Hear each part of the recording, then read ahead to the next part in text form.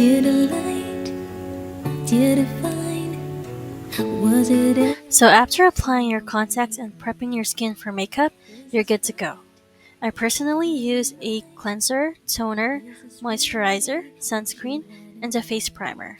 Make sure that you're using the correct skincare for your skin type to avoid breakouts. You can start by using a clear brow gel and comb your brows downwards first before combing them in an upward motion. And then apply foundation one shade lighter than your normal skin tone. For now, we're only going to apply them on the forehead. And once the clear brow gel is dry, use a tinted brow gel at least 2 shades lighter than your hair color. Since there's already a clear brow gel as the base, I'm only going to apply this very lightly. I personally don't like applying foundation on my eyelids, so I'm going to apply a concealer and a setting powder as the eye primer. Once the brow gel is finally dry, I'm going to use a brow pen to fill in the empty spaces and draw hair-like strokes. And I'm just cleaning the edges with a clean brush. For the eyeshadow, I'm gonna use a shade a little darker than my skin tone, as if it's the same color as my bronzer shade. And I'm going to apply it on my crease and on the outer corner of my eye. And then for the gradient, I'll use an even darker brown with a tiny bit of dark violet in it. And just using an angled fluffy brush to blend it out. And an eyeshadow brush. And then just blending it. It's okay to be messy, we're gonna clean that out later on. I'm gonna use not exactly gold, but like a golden bronzy shade as the main eyeshadow color. It's easier to get the pigment using your finger because of the warmth of your hand, so that's what I'll do. And after that, that's when I'm gonna use a brush. And then just a little bit of white color shimmer to highlight the inner corners. And then just gonna blend everything out before cleaning the fallouts.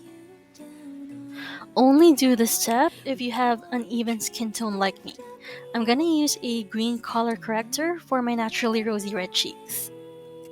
Color correctors are supposed to be used for spot concealing, but I like to spread it out because why not if it works for me. I'll be using a peach color corrector to brighten my under eye.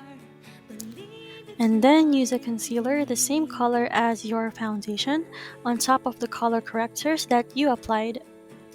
And then you can finally apply your foundation.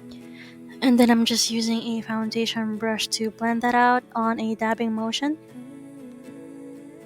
I'm going to contour my jawline, cheeks, and nose.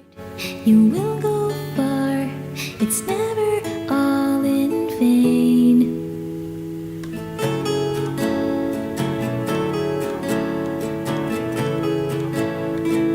For the nose, I like to start on the edge of my brows, down to the middle of my nose, stop there, then continue at the bottom, then that's when I blend it all the way.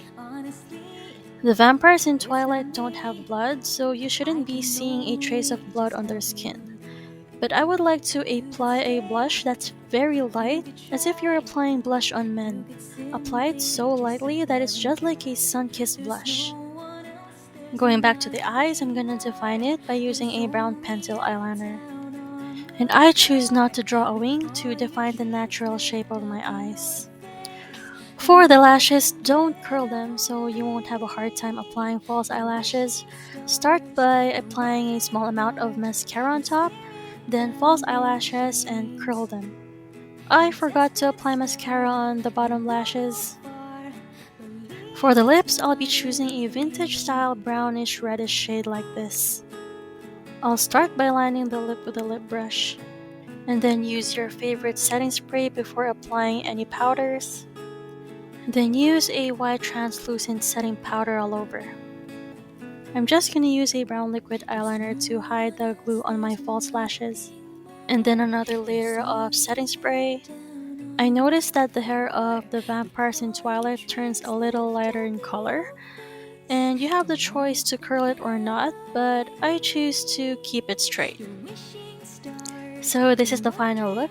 I'm done. Your spirit free from chains, your steady start, you will